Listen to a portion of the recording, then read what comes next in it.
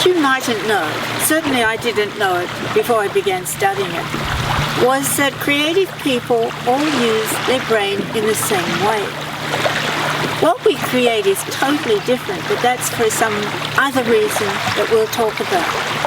But to start off with, the way we use our brain is unique. And I call that brain activity. Our brain activities are unique. Everyone knew how to do this when they were 4 or 5, and they learnt not to do it. But some people remembered. So we use our brain in a unique way. Now I can say this with certainty because in 1975, Colin Martindale, a researcher, worked at a time when it was believed that creative people's brains buzzed with activity. So he designed an experiment to prove it. And he got together 2 groups. One group he called non-creatives.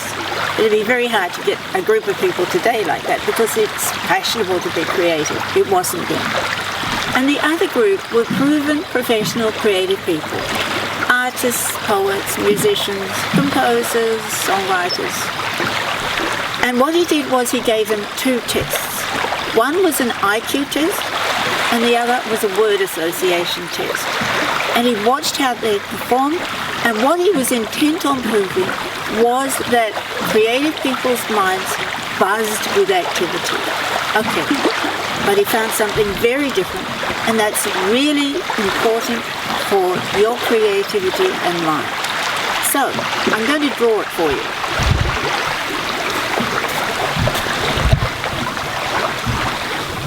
So I'm doing 2 graphs. I'm no mathematician, so I'm going to do my best. So this axis is brain activity.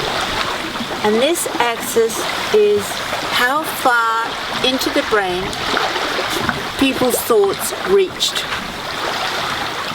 This lot are the non-creatives. So I've got a big N there for non-creatives. Okay, so this is brain activity, and this is how far into the brain was reached. So this is the IQ test. So, what he found was with the non-creative people, their brains, well, they look like a heart attack diagram, peaks and troughs, and not very far into the brain. Okay, the IQ test for the creatives. Here's the brain activity, here's how far into the brain. And I'll give these people a C. So, interestingly, he found exactly the same, that their brain activity was exactly the same. Didn't reach very far into the brain. Okay, now this is the important bit. So this is the creative test. Remember, it was the word association test. Here is the level of brain activity. Here is how far into the brain the thoughts went. And these are the non-creatives again, the creative test with the non-creatives. And it was exactly the same. But, and this is the exciting bit, the creative people, brain activity, how far into the brain their thoughts reached. Now this was terribly exciting. It must have been astonishing, because what he found was that the activity of the brain of the creative people sank below the ability of the machines to measure it. Sank below. They didn't buzz with activity, they went into a stillness, and then after a while their brain activity not only did peaks and troughs, especially peaks, but they kept on going way into the brain.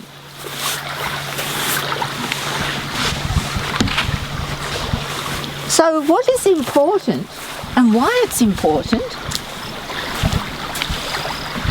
is that this part where their brains went into stillness, what he found was 2 things that are really important.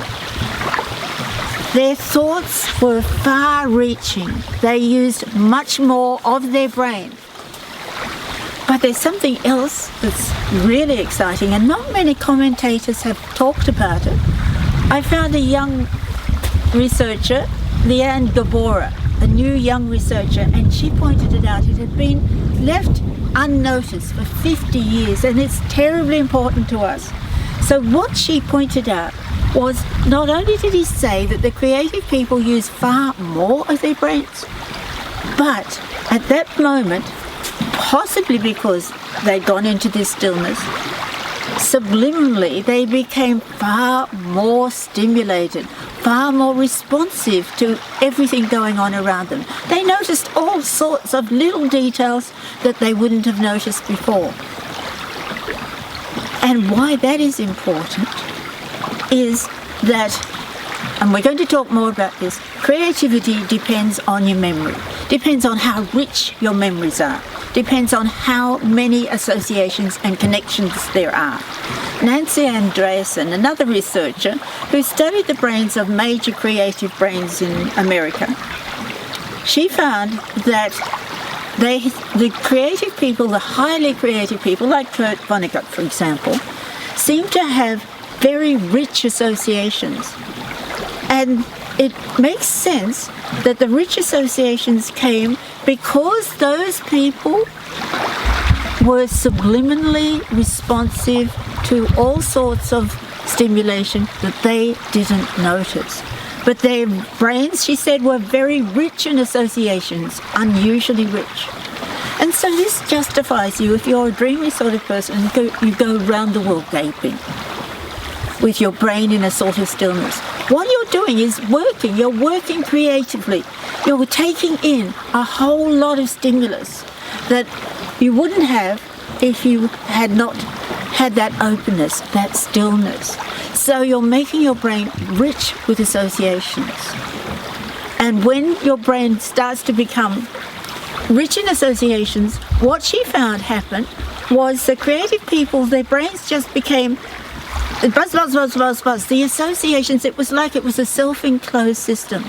It was like a terrarium with an ecosystem of its own. It became a self-enclosed system. So the person was no longer aware of time, where they were, anything around them. They just became totally absorbed in the memories and their stimulation, their connection to each other. And I think that's very exciting, because that means that we have to go gaping around the world and go into that stillness a lot, because it's like catching a very remote fish. So you think of something, you go and you catch a very remote fish. And as you haul it in, you catch not only that fish, but all the other fish that bite, all the other fish.